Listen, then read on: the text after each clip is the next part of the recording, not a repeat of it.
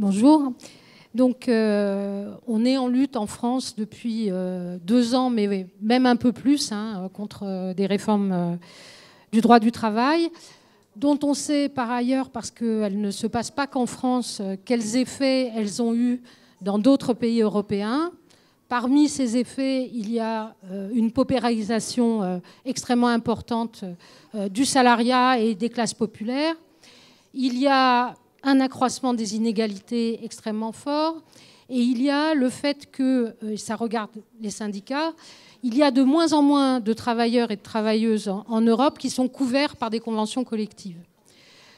Donc on a l'ensemble de ces changements et avec Macron, on a une sorte d'accélération en fait de ces changements-là, avec du coup des mobilisations, etc., mais avec aussi un certain nombre de difficultés pour gagner, parce qu'on a un mouvement syndical qui est divisé, qui connaît des difficultés.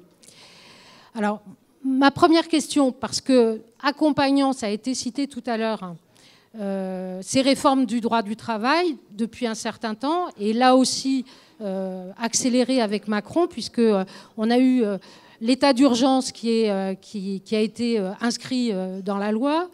On a en même temps un arsenal répressif extrêmement important qui touche les militants, ça a été dit, mais qui touche aussi des catégories particulières de la population, les musulmans en particulier, qui ont été touchés et qui sont menacés par l'ensemble de ces mesures.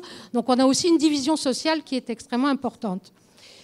Et ma première question, c'est: est-ce que dans cette manière de transformer les choses, de diviser la société, il n'y a pas un monstre, alors qui n'est pas Trump, sans aucun doute, bien, mais est-ce qu'il n'y a pas un monstre, et y compris des institutions un peu monstrueuses, qui bloquent la situation depuis très longtemps en Europe, bien, qui font qu'on a du mal à contrecarrer aussi cette situation?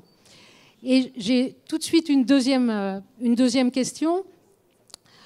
Vous avez dit il faut savoir sortir de nos boîtes.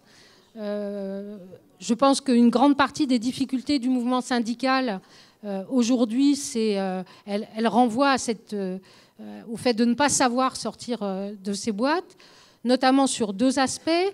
Le premier qui concerne les questions écologiques dont il a été question jusque-là, c'est-à-dire le fait de pouvoir, y compris dans le travail, être capable de porter autre chose qu'une volonté de croissance économique, une volonté de compétitivité, mais redonner un sens au travail.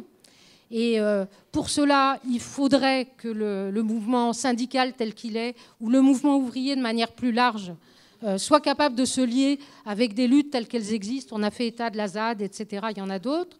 Et le deuxième point, c'est d'être capable aussi de créer des alliances avec les personnes qui luttent dans les quartiers populaires, les personnes racisées, les personnes qui sont en butte aux conséquences de la présence coloniale en France et qui continuent encore sous forme d'oppression multiple aujourd'hui, et donc de prendre à bras-le-corps ces questions-là.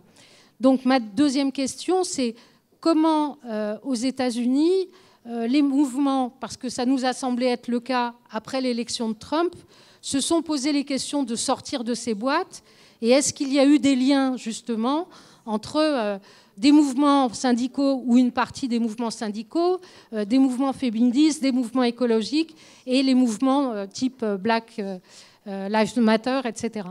Well, I think you have a lot of the answers, which is great.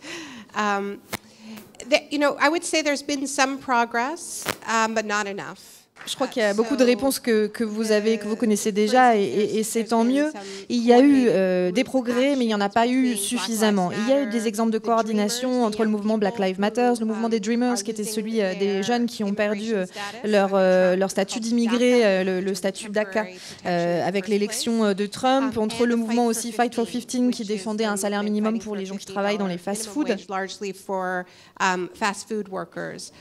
But there still is not the kind of multiracial, multi-religious, multi-generational Mais il n'y a pas eu suffisamment de coalitions véritablement larges, progressistes, antiracistes, etc., qui soient en mesure de gagner.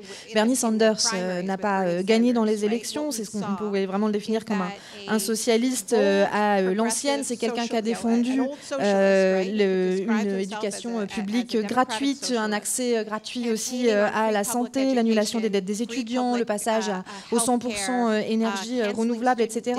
100% renewable energy, was able to do better than any of us ever imagined. He carried 22 states, he got 13 million votes. Et c'est celui qui s'en est le mieux tiré, qui a fait le meilleur score qu'on ait jamais eu. Il a eu quand même 15 millions de voix, mais il n'a pas gagné. Il y a eu beaucoup de raisons pour lesquelles il n'a pas gagné, sans doute le fait que peut-être il n'y croyait pas d'ailleurs lui-même. Il y a aussi évidemment cette véritable conspiration au sein du Parti démocrate qui est en train d'ailleurs d'être révélée encore tout récemment. On a des informations qui sortent sur la façon dont Clinton, un an avant la primaire, avait déjà tout mis en place pour sortir vainqueur. Mais surtout, malgré toute l'amitié que j'ai pour Bernie Sanders, je pense qu'il n'a pas gagné parce qu'il n'a pas eu une analyse suffisamment justement cohérente, holistique, globale, intégrée sur le lien profond entre les inégalités économiques, les inégalités de race, le sexisme, etc. et sur la façon dont toutes ces inégalités-là sont liées de façon intégrante depuis les tout débuts, en fait, l'origine du capitalisme. And I think that we have this problem in France. Et je crois qu'on a exactement ce problème aussi en France, et on a tendance à croire aussi que se rassembler signifie effacer toutes nos différences au lieu de reconnaître la réalité de ces différences-là. Il y a ça, et puis aussi l'idée persistante que si on commence par régler la question économique, ensuite par effet de secondaire, ça permettra de régler tout le reste. Et on voit bien que ça ne marche pas, et on n'a pas aujourd'hui de coalition justement suffisamment diverse et suffisamment représentative de ce pays qui est d'une grande diversité.